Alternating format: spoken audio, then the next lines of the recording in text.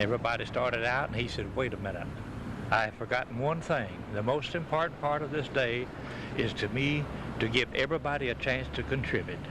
Said, we're going to place a hat. Newcastle, the county seat of Henry County.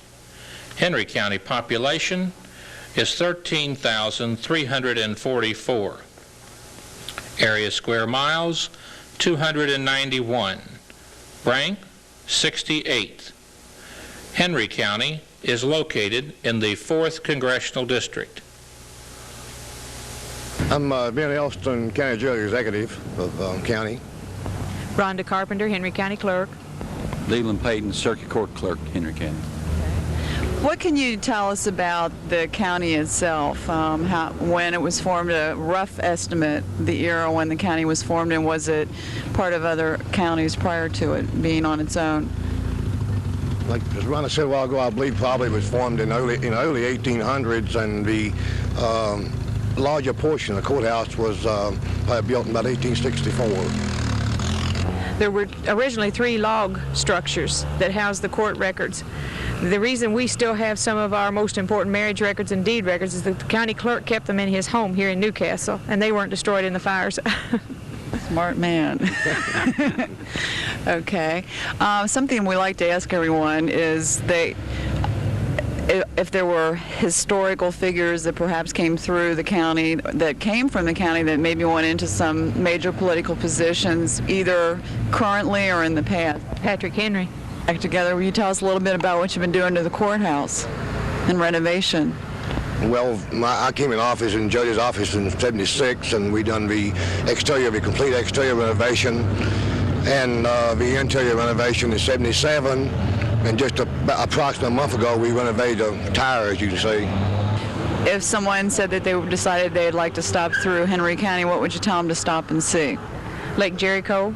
It's a watershed conservancy district. It's down 153 right off the interstate. We have a lot of people who do visit that to fish and just to camp. Independence, Kentucky, the county seat of Kenton County. Kenton County population, 136,992. Area square miles, 163. Rank, 114th. Kenton County is located in the 4th Congressional District. We're standing right in front of the old Kenton County Courthouse, which is located in Independence, Kentucky. With me today, we have a local historian, Mr. John Blakely. Mr. Blakely, can you tell us why Kenton County has 2 courthouses? Initially, the county seat was to be located at the center of the county, or as close to the center as possible. However, the population flow and the change in population grew northwardly to Covington, and finally took a special act of the legislature to permit the court to meet in Covington. Occasionally, the court will meet out here in civil and criminal matters, but most of them are tried in Covington. Insofar as recording deed titles are concerned, those south of the Banklick Creek are recorded here at Independence, and those north of Banklick Creek are recorded in the Covington Courthouse.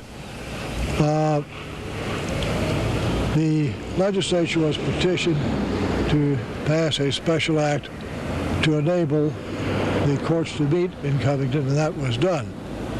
And for all practical purposes, Covington is the county seat, although the initial county seat is Independence, and is probably so recognized at the present time.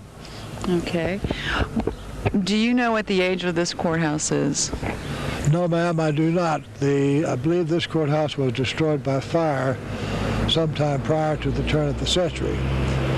The records in Covington, I think, go back to 1862, and the records here in Independence go back from 1862 probably to Alexandria, Kentucky, and then to Fayette County.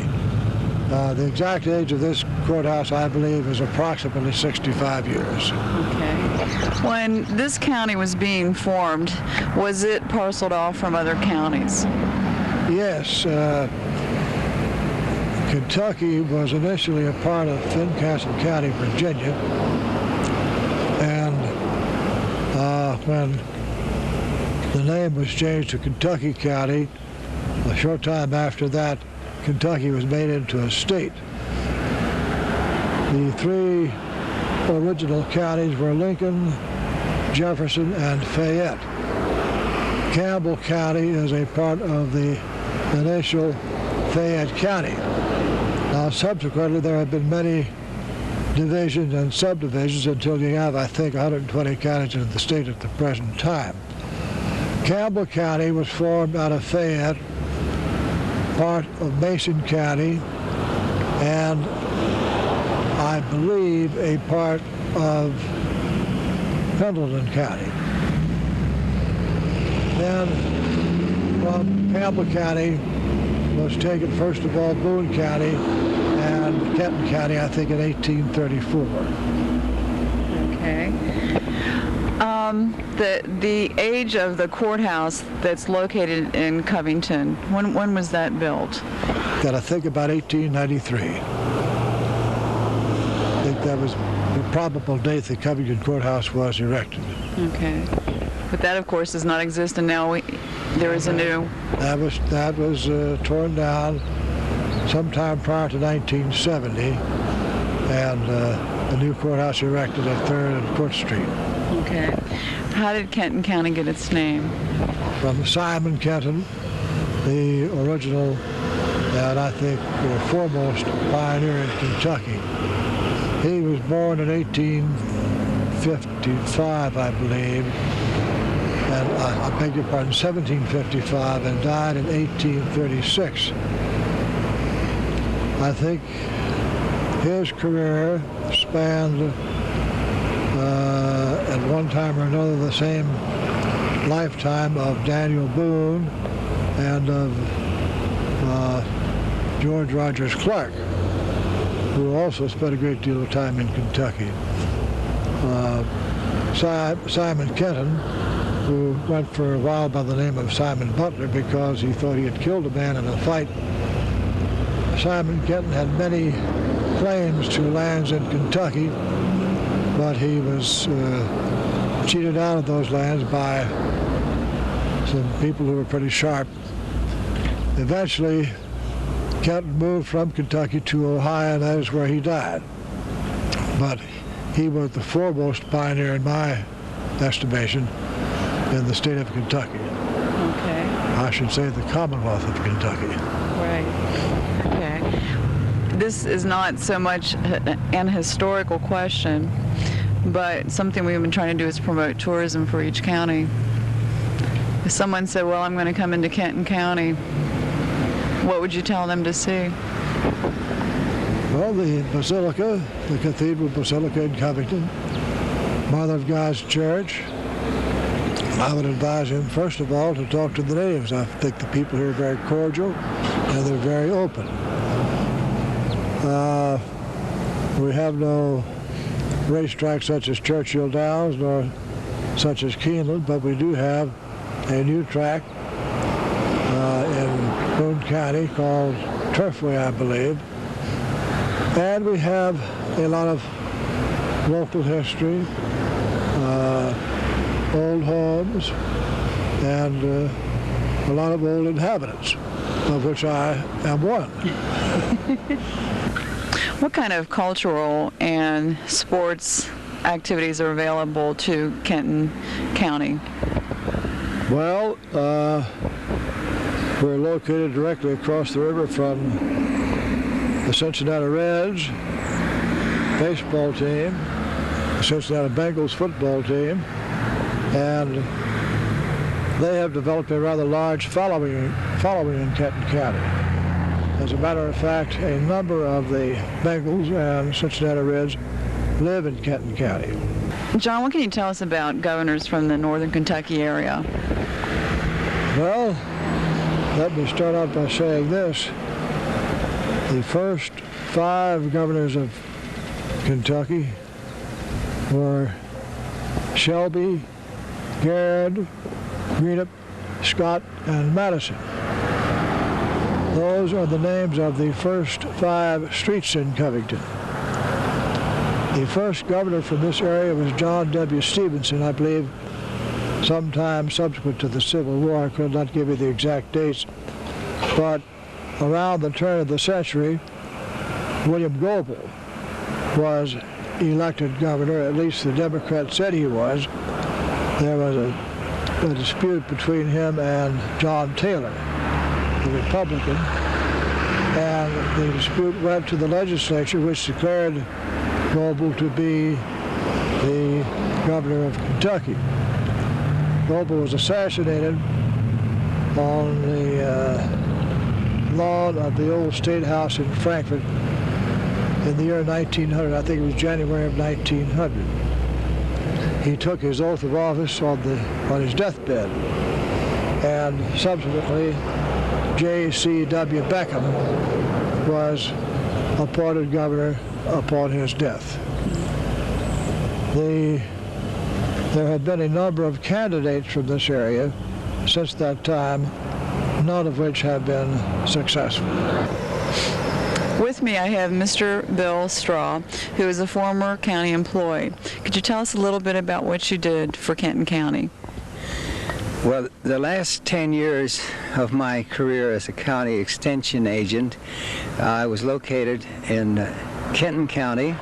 In fact, our office, most of the time of that 10 years, was in the upstairs of this Kenton County Courthouse located here at Independence. And during that time, we conducted a program of technical agriculture, which farm people were interested in primarily as a way of, the people that make a living out of farming, they're interested in doing it in the most efficient way, and that was our job, to work with them, to keep them up to date in technical agriculture. The control of insects, the production of the crop itself, the use of fertilizers, and then, of course, a branch of the work dealt with the youth and the women of the county, the homemakers, of which I wasn't directly responsible. They had a branch, a division there that headed by the home agent, and then the 4-H club agents that worked with the youth. So it was a very broad program, and it had to do with rural life. And of course, then we also we acted as consultants here in Kenton County. There's about 51% of the county at that time, and it's not getting any less, was urban, and which means that the farms are tending to disappear. And of course, these people have horticultural problems, and we spent a lot of time consulting with individuals about the problems relating to lawns, lawn care, shade trees, and this type of thing, and the home garden, this type of thing. Okay. Bill, this tree right behind us, what kind of tree is that? The tree that we're looking at just to my right and your left is an offspring of a new variety of tree called the aristocrat pear. And Here in front of the Kenton County Courthouse in Independence, Kentucky, is one of the aristocratic pear trees invented by Bill Straw, former county extension agent here in Kenton County. And of course, when I was with Congressman John Breckinridge in Washington, we helped to get this tree, the aristocratic pear tree, planted on the Capitol grounds in Washington, D.C. And since the invention of this tree, Mr. Straw has sold over thousands and thousands of them across the United States because of their hardiness and ability to grow at a rapid rate.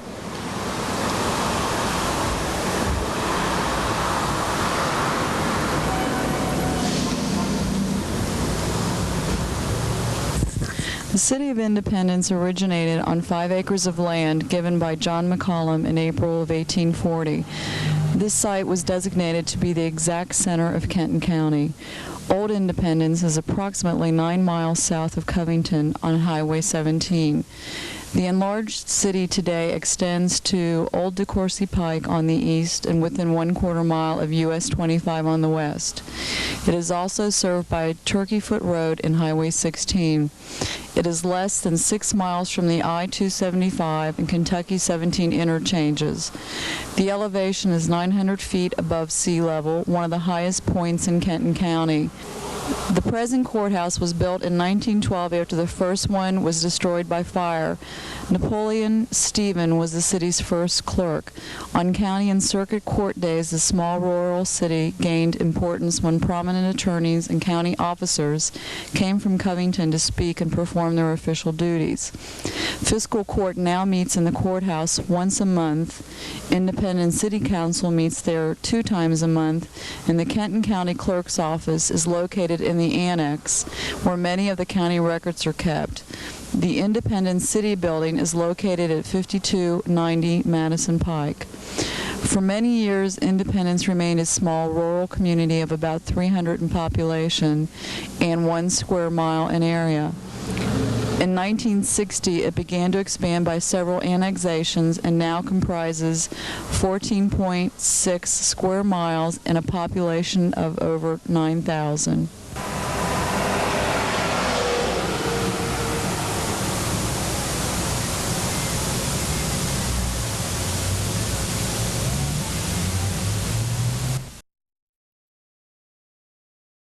Vanceburg, the county seat of Lewis County. Lewis County population, 14,292. Area square miles, 484. Rank 13th.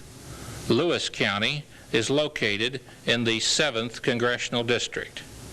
I'm Betty Dillow of Vanceburg, and I'm past president of the Lewis County Historical Society. Okay. Gene Wilson, retired, Vanceburg. Okay.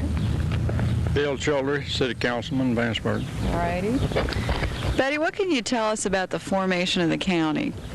Lewis County was formed from Mason County about 1807 and was named for Meriwether Lewis, who was a member of the George Rogers expedition through this area sometime before that date. Okay. Can you give us a little more in-depth background that we had talked about earlier, well, just about the area? Ours is an area of about all different types of terrain found in Kentucky. We have the hilly areas, the small mountains, and really some of them are quite large. And in some sections we have the wide fertile bottoms of the land along the Ohio River and the Salt Lake and the Kinnickinnick Creek. These two are the main streams in Lewis County. We have the rolling fields and the valleys between the hills and the mountains, and Lewis County has an area of about 486 square miles and a population of about 14,600 estimated, and it's more of an agricultural and forestry area than commercial and industrial. However, timber and wood products are one of the main livelihoods of many Lewis Countyans. We have the United States Shoe Company with 2 plants in Vanceburg, and this provides employments for many of our residents. We still have too many that have to drive miles for employment and leave the county completely. We do need industry badly. Kinnickinnick Creek is our main waterway and runs from Upper Kinney in the Petersville area through most of the northeastern section of the county to enter the Ohio River near Garrison along Kentucky Route 10 East. It is said to lack a mere mile to be long enough to qualify being classified as a river. We have a fine boat dock at the Garrison, up in the Garrison area where the river creek goes into the river, and then we have one down here at the mouth of Salt Lake Creek where a boat dock with facilities for a lot of recreation. And the Kinnickinnick Stream is a fisherman's dream with its fighting muskies and plenty of other varieties of fish. Almost the entire stream can be traveled by small boats or canoe. Salt Lake has a lot of fish in it, and some people prefer Salt Lake fish to the Kinnickinnick. there's several small man-made lakes and ponds that are stocked by private individuals for fishing. And we have the access to the famous Jenny Wally hiking trail. It can be reached from several different areas of the county, and it's a fine trail for people that like to be in the great outdoors. Why is it called Salt Lick? Well, that's in the area where there used to be lots of salt wells, natural salt wells, and that was one reason that our city of Vanceburg was formed, because Joseph Vance and Moses Baird stopped here in 1700 and something and made salt out along the Salt Lick Creek, and they laid out the town of Vanceburg long before it was ever the county seat. And Mr. Vance was in partners, I guess, with Mr. Barrett. Anyhow, they finally decided to call the name town. I think they named it Vanceville first, and then changed it to Vanceburg. And I think Mr. Vance's son or grandson, at one time went on to be governor of Ohio. But the Bairds, they lived all around over just across the river area from here for many years. Okay. What is the age of this courthouse, and what happened to the one prior to it? Well, it was built, I guess it was torn down. This one was, I think, construction started about 1937 or 8. It was dedicated in 1940. It's made out of native stone, which most of it was quarried up around the Garrison area, I have been told. And most of the work was done by native Lewis Countyans during when the WPA, that's Work Progress Administration, was they had work programs to help the counties that didn't have much industry or anything. I guess it was probably all over the country, but we took advantage of it, and the courthouse was built with WPA labor. Okay, great. And it was dedicated, as I said, in 1940 in December. Okay, do you want to tell us a little bit about the memorials here on the grounds? Mm-hmm. We have,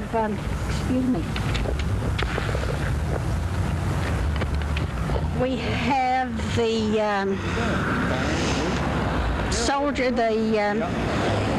Union Monument, and it is said to be the only Union Monument south of the Mason-Dixon line, which is part of the Ohio River, is considered the Mason-Dixon line.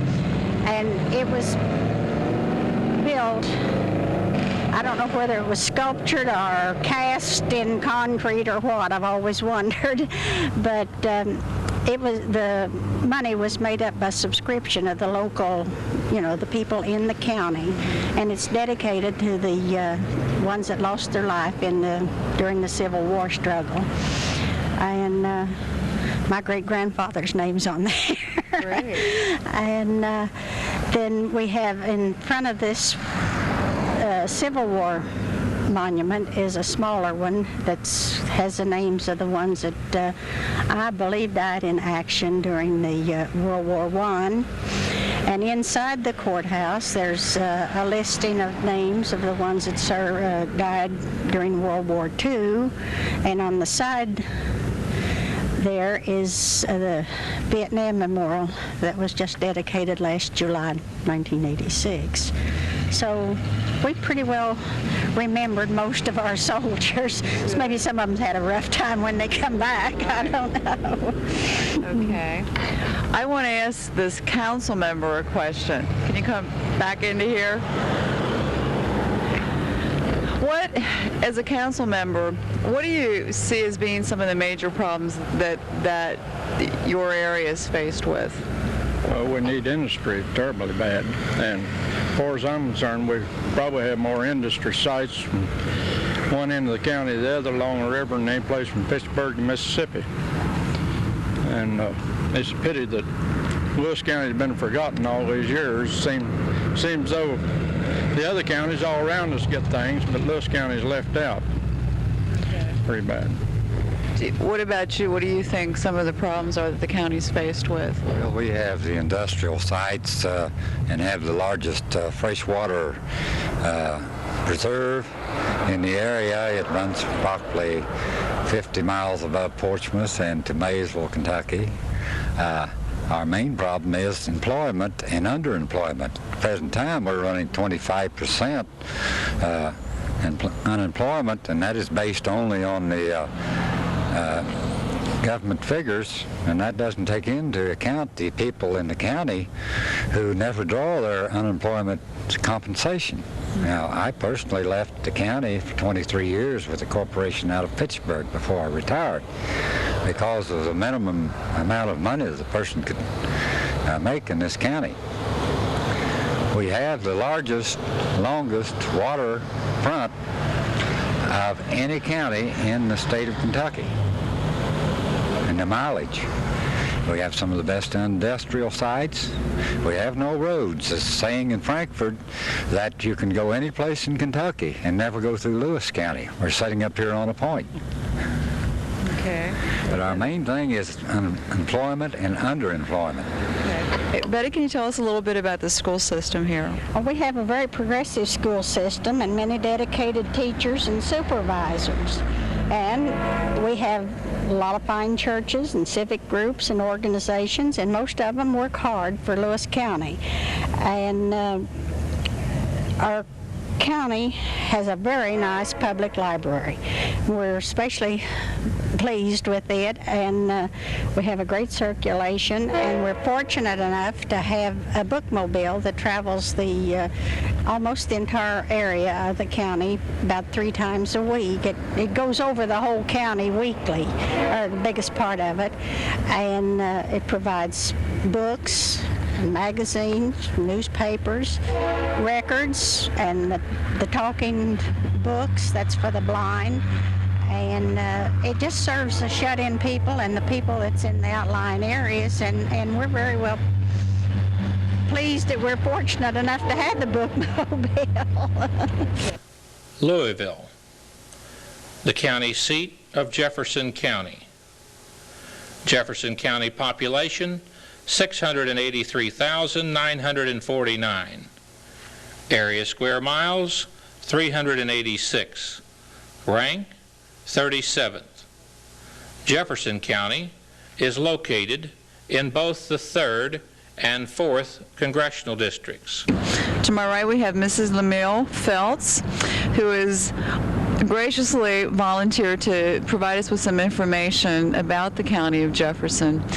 First off, could you tell us a little bit about yourself and your role historically in the area?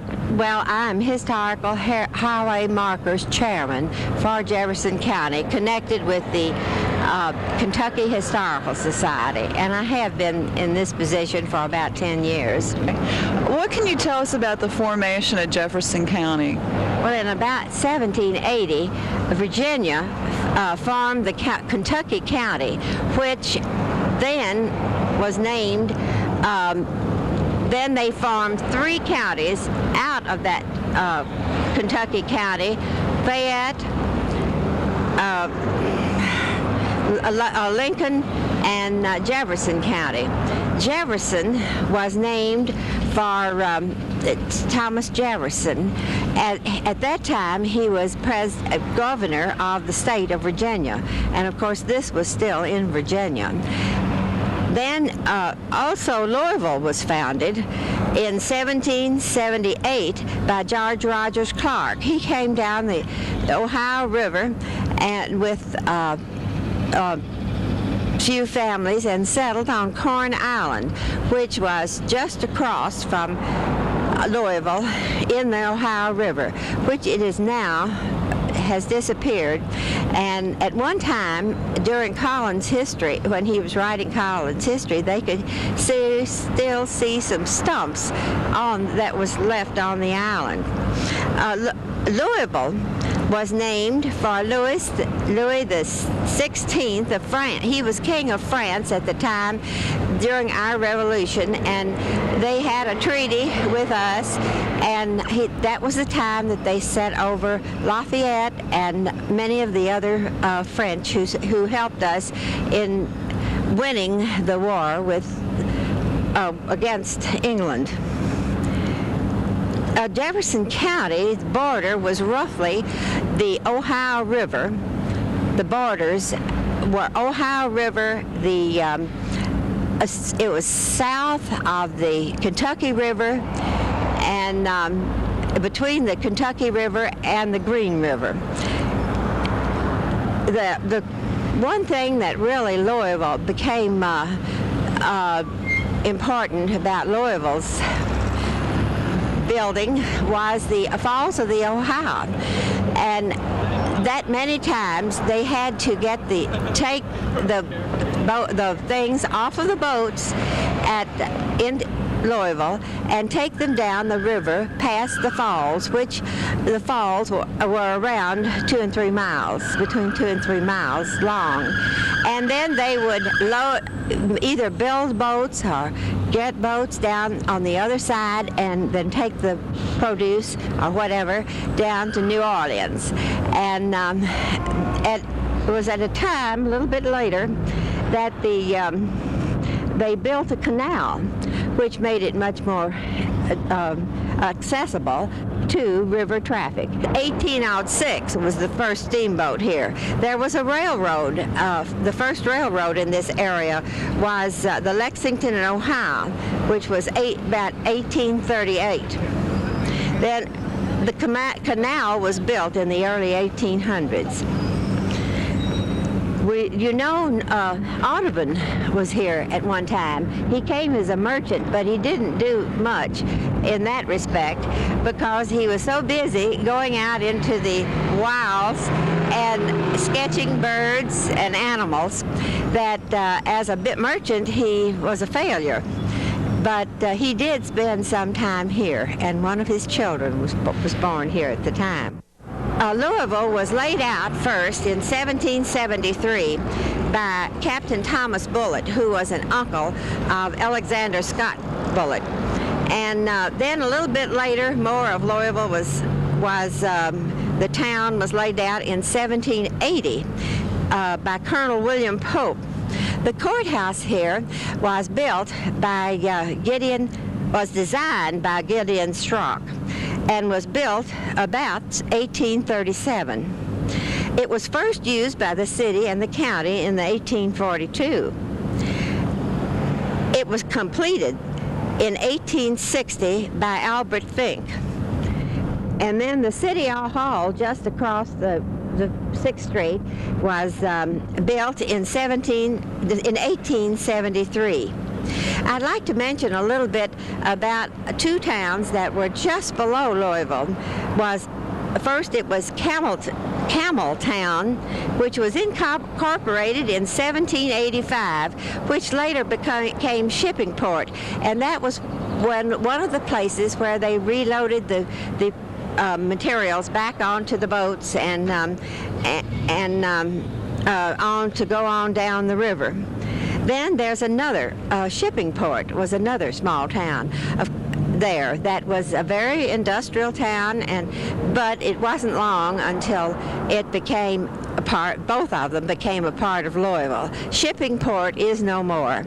It is just where just ground and a park where that was.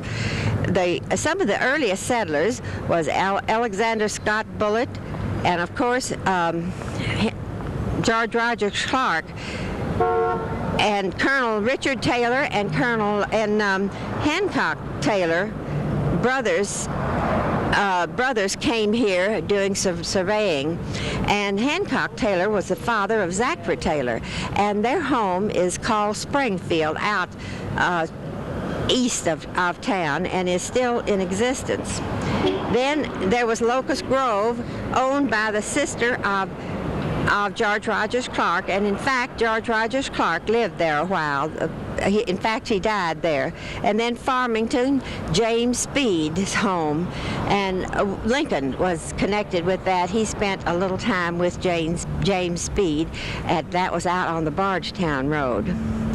Some of the things that are interesting today, we know that you can go any place in the world and they'll ask you if you're from Louisville, have you been to the Derby at Churchill Downs? And then the Louisville Bats are known all over the world, although at present we see here an advertisement saying that they're now in Indiana, and they are, but they're still the Louisville Bats and used by famous ball players.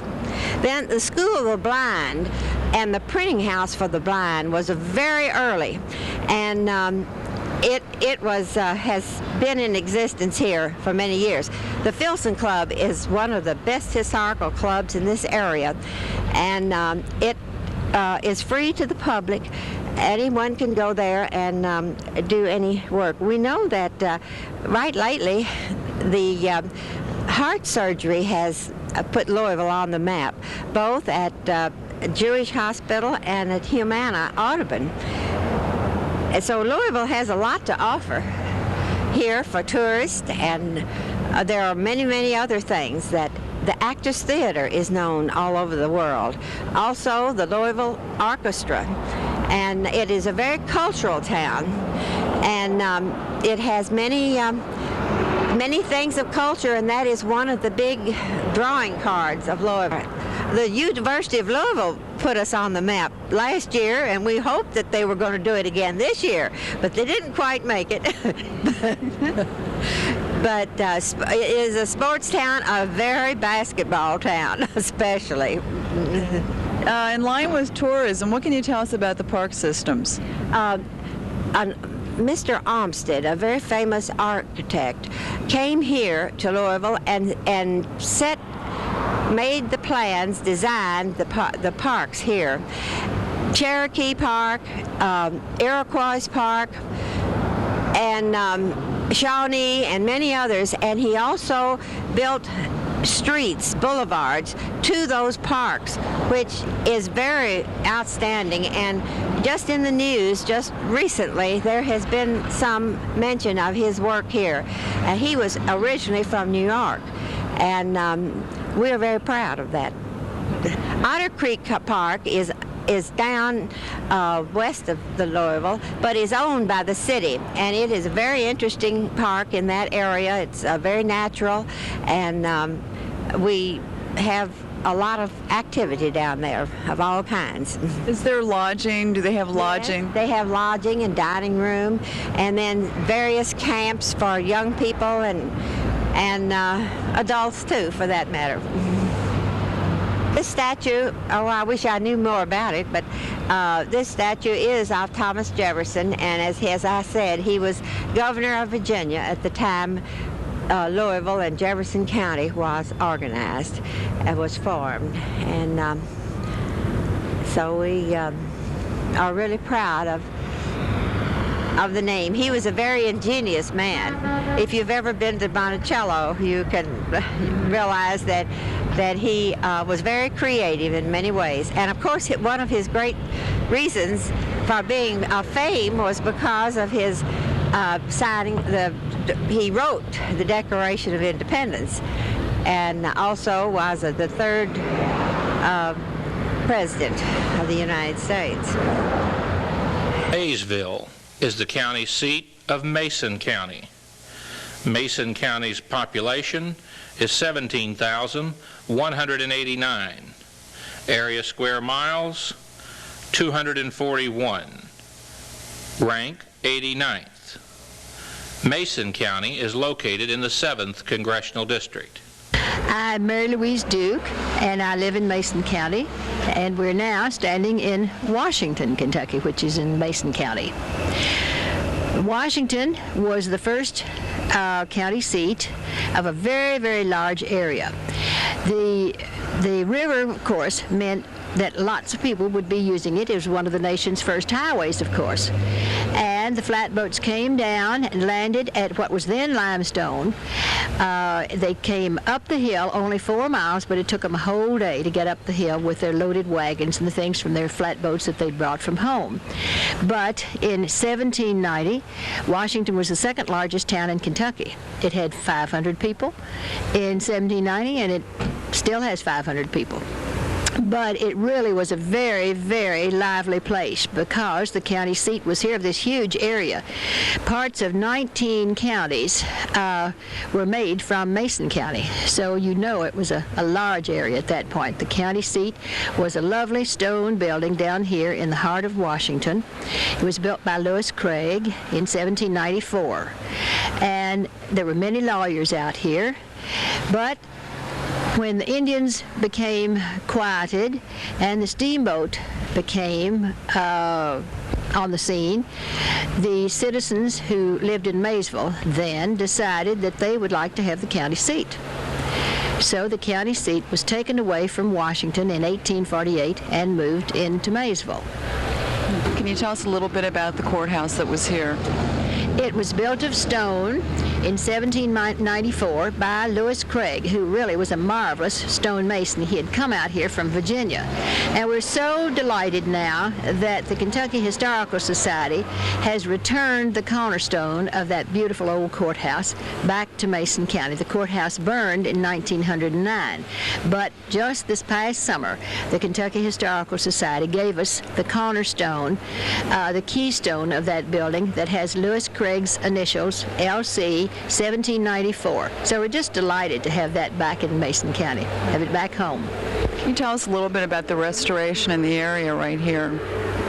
Well, as you know, of course, it was a very old town, and these sidewalks that you see here, these flagstone walks, were laid in 1786 when Washington became a town, and of course then it was Washington, Virginia. And because Kentucky didn't become a state, of course, until 92. That White House right over there was built in 1805, and there are many, many early buildings here. And the Visitor Center, where we just were, is one of the two original log houses on their original site. They do belong to the Commonwealth of Kentucky, those two log houses up there. One's the Visitor Center, the other is the Simon Kenton Trading Store. Okay. Can you tell us about the current courthouse, which is located in Maysville? It's a beautiful, beautiful Greek Revival structure. And as I say, the steamboat and the river, the people realized they had the goose that laid the golden egg in that river. And for a long time, they wanted the courthouse. And a big hotel was built out here in order to keep the courthouse here, but it didn't work. The legislature finally moved it downtown. But the people downtown, the city fathers, had built a lovely, great, big town hall. And of course, they had their eye on the county seat at that time.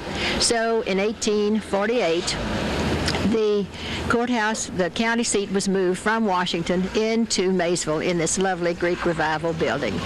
And Washington really went to sleep for a good many years until 1955, when the first restoration was done out here. And then in the 60s, things began to happen. Lots more restorations came on. So things are jumping again in Washington. Maysville is the second largest burley tobacco market in the world, and we have Browning Pulley Works. It started out as the Browning family. Now it's the Browning division of Emerson Electric, and they employ a good many people. There's a bicycle factory here. There's a cotton mill. Kentucky's oldest family-owned industry is located in Maysville, and that's the January and Wood Cotton Mill. Of course, it's here on account of the river being in Maysville. They have a shop out here in Washington, but the factory is in Maysville, and it was started in 1835, so it's Kentucky's oldest family-owned industry. We're trying to promote tourism for each county. As you've already said, there are many things to see here. In addition to the historical restorations, what else could people come through Mason County and see? A whole lot of things. You said the wrong thing when you said tourism. To me, The tourist industry in Mason County is going beautifully. It really and truly is. We've been working on it now for a good many years. Washington was a great boon to Mason County's tourist industry with the restoration and finding these original log houses here. And as you will see when you get in downtown Maysville, the architecture down there is entirely different from the architecture here. The building boom in downtown Maysville was 1830 to 1850, when the big influx of people from Europe were coming in and coming down the river on the flatboats, and they brought the architecture with them from Europe. If you've ever been to Antwerp or to Bruges, Belgium, it's very, very similar with descending parapets and entirely different from this out here. There are two buildings out here that are later than the rest, and they have that typical architecture that is in Maysville. Okay. Are there any special events that Mason County holds, an annual event, or isn't Court Day held here? Mm-hmm. Court Day is the first Monday in October every year, and Simon Kenton Days are out here. Are you familiar with Simon Kenton? Mm-hmm. Well, good, because he was quite a boy. Simon Kenton Days are out here. Frontier Christmas, this is the 20th year for Frontier Christmas, and it originated in Washington as a party to show the community what we had done with their gifts. And it's been a big event ever since. And last year we had a Main Street Festival downtown, so we really have lots of things going. Good. Simon Kenton really was. He was a great person. Now, Daniel Boone got all of the publicity because Daniel had his PR man with him in John Velson. But Simon really didn't have. Now, Daniel Boone went off and left his family, but Simon didn't. Simon, his heart was very, very big. Maybe his heart was better than his business sense. Of course, he met all those people off the flatboats. He took them to his station. So many of them stayed here. Some of them stayed 5 years before they decided where they wanted to settle. And he had this trading store, and he just wanted everybody to help themselves at his house and here at his store. So he ended up broke, and he was in jail here in Washington. But he was such a fine man, and people in Frankfort in the legislature knew what a fine man he was, that while he was in jail, the legislature repealed the debtor's law, imprisonment for debt in Kentucky. So we don't have an imprisonment for debt law now in Kentucky on his account. And then, of course, Kentucky was getting a little crowded for him. He liked the open spaces, so then he moved on to Ohio and died in Urbana, Ohio. But he really was a great man. Planted the first corn in northeast Kentucky and did a lot of wonderful things.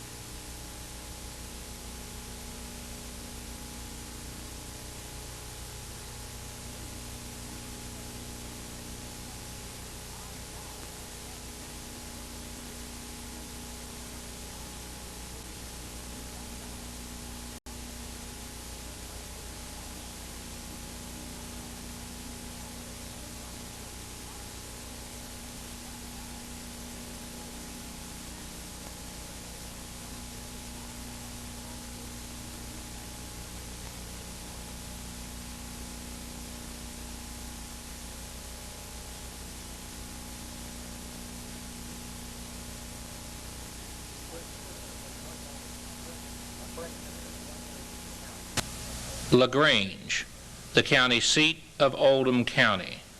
Oldham County population, 29,786. Area square miles, 190. Rank, 109th. Oldham County is located in the 4th Congressional District. My name is Dorothy Lamline. I am the president of the Downtown Business Association of LaGrange. I'm Doris LaFan. I'm